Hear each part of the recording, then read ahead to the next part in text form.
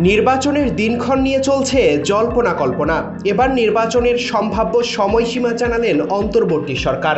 প্রধান উপদেষ্টা ডক্টর মোহাম্মদ ইউনূস জাপানের এনএইচকে টেলিভিশনের সঙ্গে এক সাক্ষাৎকারে বলেছেন, ত্রয়োদশ সংসদ নির্বাচন চলতি বছরের শেষের দিকে অনুষ্ঠানের প্রস্তুতি নেওয়া হচ্ছে। প্রধান উপদেষ্টার কার্যালয় সূত্রে বলা হয়েছে, নির্বাচন ডিসেম্বরের পরে হোক তা ডক্টর ইউনূস কোনোভাবেই চান না। নির্ভরযোগ্য সূত্রে জানা গেছে, আগামী 6 ডিসেম্বর গণতন্ত্র দিবসে এই নির্বাচনের সম্ভাব্য তারিখ ঠিক করা হয়েছে। ইতিমধ্যে রাজনৈতিক দলের নেতারা দল গোছানোর কাজে ব্যস্ত সময় পার করছেন। মাঠ দখলের প্রতিযোগিতায় নেমেছে জামাত, বিএনপি সহ অন্যান্য দল। নেতারা জনসংযোগের পাশাপাশি যোগ দিচ্ছেন সামাজিক ও ধর্মীয় অনুষ্ঠানে। উন্নয়ন আর সংস্কারের বার্তা দেওয়ার সঙ্গে দিচ্ছেন নানা প্রতিশ্রুতিও। এবারে ক্ষমতা হারানো আওয়ামী লীগ মাঠে না থাকায় বিএনপি ও জামাত এখন একে অপরকে প্রতিদ্বন্দ্বী ভাবছে।